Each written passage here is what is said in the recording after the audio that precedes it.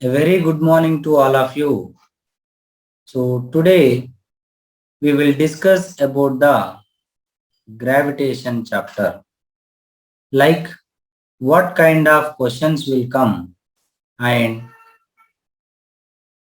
on what basis question they will give in entrance. What are all the formulas we need to understand. So the very first thing here you need to understand is very simple chapter. It is very important chapter. Simple questions will come. First one is based on Newton gravitational law. Between two masses separated by a distance r, there is a gravitational attraction force, that is G m1 m2 by r square. So based on this, the first question can be asked direct question, where G is universal gravitational constant, which is 6.67 into 10 power minus 11 Newton meter square per kg square. But here, as F is proportional to m1 m2 by r square, so when you consider two situations ratio, then it will become m1 dash by m1 into m2 dash by m2 into r2 by r1 whole square. Sorry, m1 by m2. So, sorry, m2 dash by m2. So, here f dash no. So, r by r dash inversely proportional. So, when two masses are separated some distance, then the force is F. Now one of the mass became double or other became triple or half and the distance became double or triple. So then what is the new force? They will ask. Then you need to take this comparison based questions. That is what the first kind of question they will ask based on gravitation. So this is all about simply gravitation. Now, Newton's gravitational law.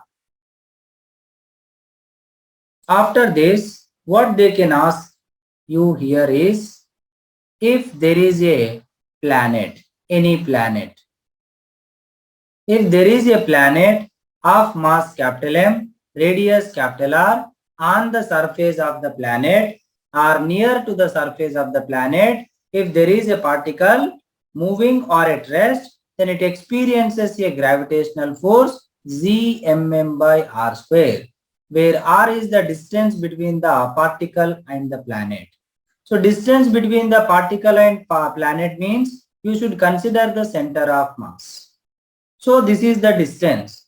And when it is moving near to the surface, then according to Newton's second law, the resultant force is only gravitational force, that is equal to mass into acceleration. So mass cancel. So what is the acceleration it will experience is gm by r square. So this is the acceleration. So this acceleration only we call it as acceleration due to gravity on the planet, gm by r square, where capital M we can also write it as 4 by 3 pi r cube into density, that is mass, that is volume into density, so that the formula will become 4 by 3 pi g r into rho. So the g value in terms of mass, g value in terms of density, both will be there. Now here also they can ask comparison between two planets G2 by G1 equal to M1 by M2 into R1, R2 by R1, sorry, M2 by M1 into R1 by R2 whole square, because inversely proportional to R square. Or else two planets of same density they gave means G2 by G1 equal to R2 by R1. So depending on the question you need to take it. And in case of Earth, the G value will become G mass of Earth by radius of Earth whole square, where mass of Earth is approximately 6 into 10 power 24. Radius of Earth is approximately 6,400 kilometer. If you substitute, you will get 9.8 meter per second square. That only we considered in many questions like motion under gravity and all. So that is what acceleration due to gravity on the surface of Earth. But this acceleration due to gravity on the surface of Earth is not same everywhere. As height increases, so g at any height will become gm by r plus h whole square. When h is very much less than r, then you can take the approximation as g into 1 minus 2h by r. Similarly, g at any depth equal to g on the surface into 1 minus d by r. So as height increases or depth increases, the g value, that is acceleration due to gravity value, keep on decreases. So it is maximum at the surface. So based on these two equations also, they can ask you the question. Like for example, at what height and depth the acceleration due to gravity is same, gh equal to zd, then g into 1 minus 2h by r equal to g into 1 minus d by r. Like that they can ask. Or when h is comparable to r, h equal to r or 2r, then g at any h height is gm by r plus h whole square. So that will become gm by 9r square. That means g by 9. 1 by 9th that of the g value on the earth. Like that, they will give questions based on acceleration due to gravity. How the acceleration due to gravity changes. Also, acceleration due to gravity, g changes with latitude, that is g minus r omega square cos square pi, where pi is the latitude of the point. Like if this is earth and these are poles, this is equator. Now at any latitude pi or lambda, so the g value is this much. And at equator pi value 0, so g at equator will become g minus r omega square. And pi value is 90 degrees at north or south pole, then cos 90 0, so g at pole will become g value. That means the value increased from equator to pole. So when we travel from equator to pole, the g value increases, so our weight also increases because weight of a body is equal to mg. So sometimes they will mention questions in terms of weight also.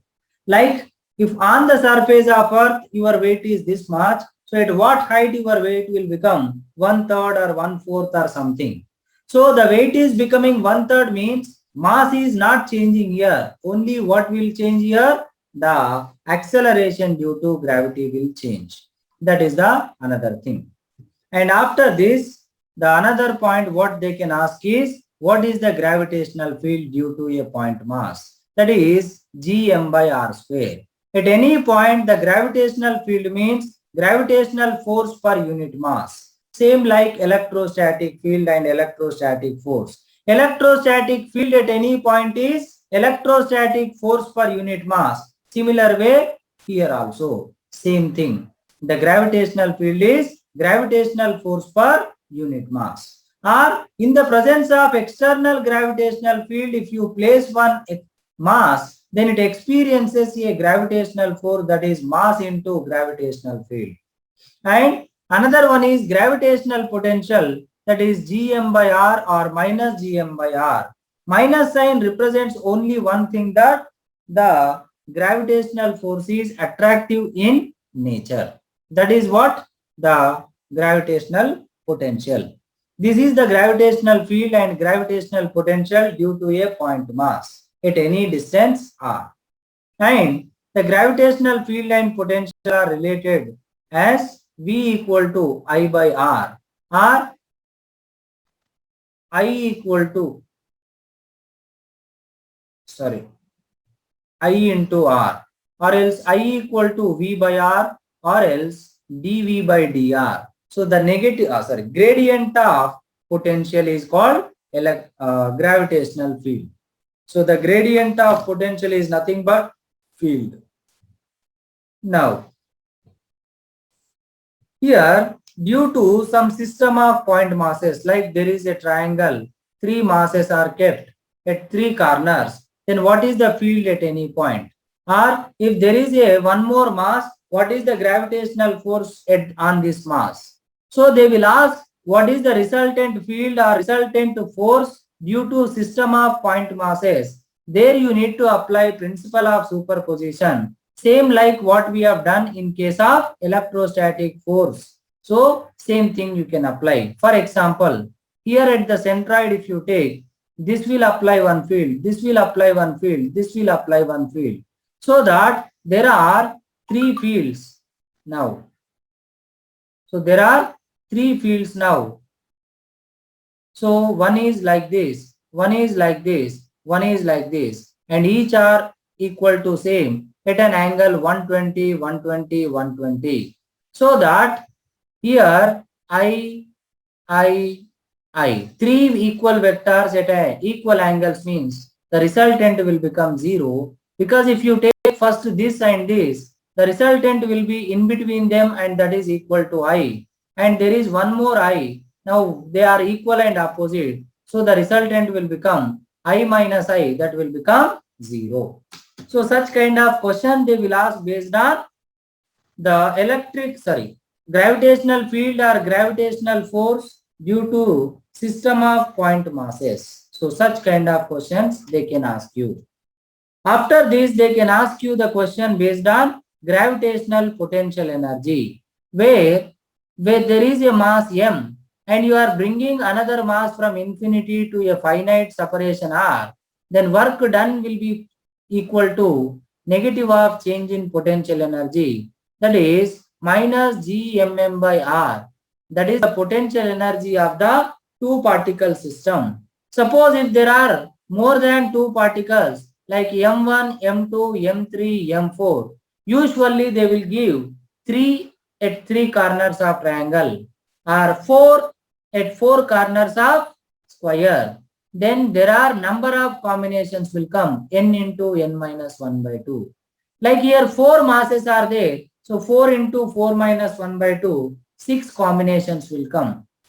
So that here one combination is m1, m2, another is m2, m3, another is m3, m4, another is m4, m1, and another is m1, m3, and another is m2, m4. So there are 6 combinations. So that you can find the total gravitational potential energy. So this is what the gravitational potential energy of system of point masses. So based on this, the question can be asked in this manner also.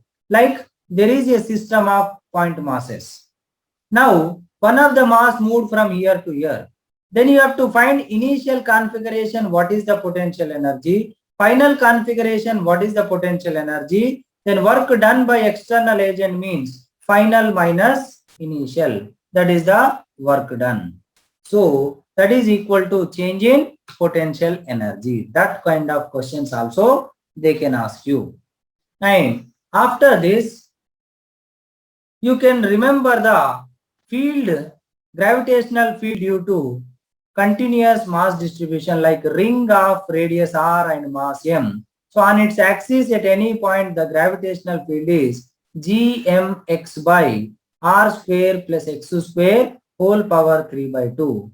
And if you consider a sphere, there are three kinds of points. Like outside point means field is gm by r square, and on the surface means field is gm by capital R square, where r is radius, and at any point inside it will become gmr by r cube. That is in case of solid sphere. But if you consider hollow sphere, outside is same like solid sphere and on the surface is also same, but inside the gravitational field 0 because there is no mass. But if you consider potential, here outside is minus gm by r, here on the surface is minus gm by r, and inside it will become minus gm by 2r cube into 3r square minus r square. But here in case of hollow sphere, inside potential is constant and that is equal to potential on the surface. Because I value 0 means dV by dr 0. So the differentiation of one quantity 0 means that must remain constant. So that is that kind of questions, direct formula based. what is the field due to ring? What is the potential due to ring? So if you take potential due to the ring, and that will become minus gm by under root r square plus x square. So they can ask you direct question, what is the field or potential due to ring or solid sphere or hollow sphere? Same formulas will come in electrostatics, where in place of capital G, what will come? 1 by 4 pi epsilon naught. In place of mass, what will come? Charge will come. That is the difference. But rest of the relation is remains same thing. So based on this thing, the questions can be asked. After this, what else they can ask in this chapter is, that is based on orbital speed. Orbital speed of planet or orbital speed of satellite or subplanet, anything. When there is a mass capital M and when there is a mass small m, is revolving around this capital M like this. Like this is capital M sun means small m planet, or capital M earth means small m moon subplanet, or capital M earth means small m is satellite, anything. So here, as it is at particular distance, there is a potential difference, potential energy, that is minus gmm by r. And here it is moving in a circular path, so the required centripetal force mv square by r, that will be provided from gravitational force gmm by r square, so that the orbital speed will become gm by r. So every planet or every satellite revolve around the planet or sun. If you consider planet that revolves around the sun with a particular velocity, with a particular speed, that is called orbital speed, that is this much. Similarly, if you take satellite, also same thing. So there is also some kinetic energy, that is half mv naught square, that is gmm by 2r. So that the total energy of the satellite or planet will become k plus u. If you add, that will become minus gmm by r to r. So the total energy is equal to negative of kinetic energy or half of the potential energy. So based on orbital speed, based on kinetic energy, based on total energy also, they can ask questions. And sometimes what they will ask is, suppose it is revolving in a radius r1, in a path of radius r1. Now you have to shift to another path of radius r2. Then what is the kinetic energy required? Then what you have to do is, E1 is initial energy and you give some kinetic energy, then total energy E2. So K will become how much? E2 minus E1, where E formula is this one. So that way also they can ask question based on orbital speed. They can also ask orbital speed in comparison for two different planets which are revolving in two different orbital paths. Like that, they can ask question based on planetary or satellite motion, where the required centripetal force will be provided from gravitational attraction force. Now, after this, the escape velocity. So they can ask question based on escape velocity. What is the meaning of escape velocity? From the surface of planet of mass m radius r, if you throw an object with a particular speed such that its total energy becomes zero at that point. Suppose it is on the surface of Earth, then the energy it is having is minus gmm by r, and you give some kinetic energy, so that total energy becomes zero. Then it becomes free from the gravitational attraction. So that kinetic energy, if you consider half mv square, where v is called escape speed, then that formula will come under root 2gm by r. So for a planet on the surface of Earth, if you want to escape it from the surface of, from the gravitational effect, what is the escape velocity? You should give root of 2gm by r. And in case of Earth, that value will become 11.2 kilometer per second. You should throw in such a way that the body should cover 11.2 kilometer in 1 second. That much of velocity you should give it. Then it will escape from the Earth or planet gravitational effect.